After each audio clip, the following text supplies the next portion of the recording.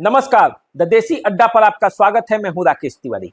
देखिए, एनडीए में seat sharing का फॉर्मूला तय हो जाने के बाद सभी पार्टियां अपने अपने उम्मीदवारों को अपने अपने सीटों पर उतारने की तैयारी में जुटी हुई है।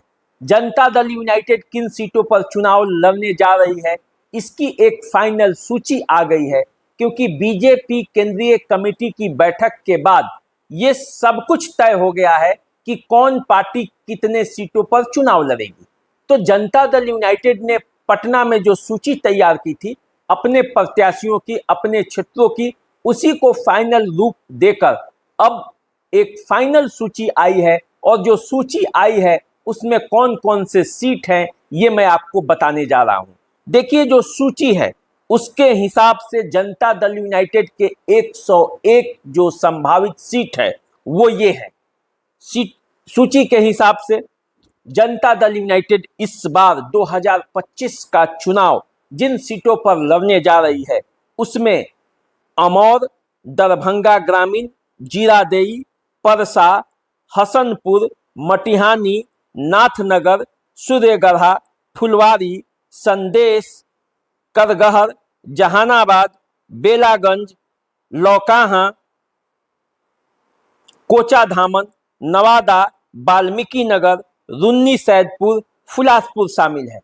जनता दल यूनाइटेड अपना वो सुपौल सीट पर भी चुनाव लड़ने जा रही है जहां से विजेंद्र प्रसाद यादव चुनावी मैदान में उतरते हैं।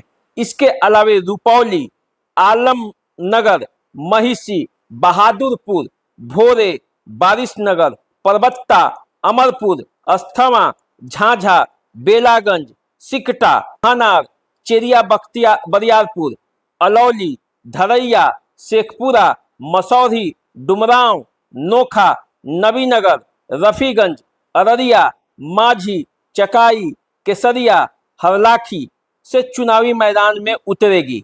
इसके अलावे पार्टी जिन सीटों पर चुनाव लड़ रही है उसमें है मधेपुरा, हथुआ, महाराजगंज, विभूतिपुर, टेघरा, खगड़िया, जमालपुर, इस्लामपुर, पालीगंज, राजपुर, कुर्था, शेरघाटी, बेलसंड, नरकटिया, जगदीशपुर, रजौली, सुरसंड, बाबूबरही, पिपरा, रफीगंज, बरारी, सोनवर्षा, बेनीपुर, कुचायकोट, कल्याणपुर, बेलदौर, सुल्तानगंज, बरबीघा, हरनौत, मोकामा, संदेश, कांटी, सिद्धेश्वर, रघुनाथपुर, ठाकुरगंज, घोसी, शिवहर, नालंदा, बेलहर, गोपालपुर, सरायरंजन, वैशाली, सकरा, कुशेश्वर स्थान, बिहारीगंज, धमदाहा, त्रिवेणीगंज।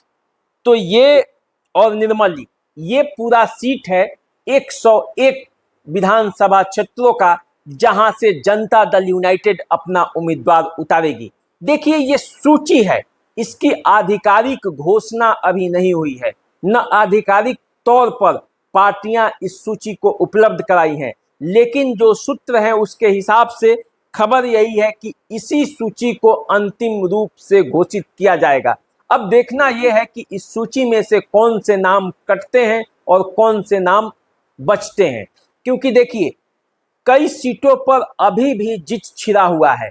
घोषणा के पहले पहले तक हो सकता है कि कुछ सीटों पर बदला बदली हो जाए, क्योंकि जैसे ही पार्टी के प्रत्याशियों को ये पता चल रहा है कि भाई हमारा सीट कट गया, तो उम्मीदवार उसके पीछे लग रहे हैं। अपने आकाओं को फोन किया जा रहा है, अपने आकाओं के पास पैरवी पहुंचाया जा रहा है।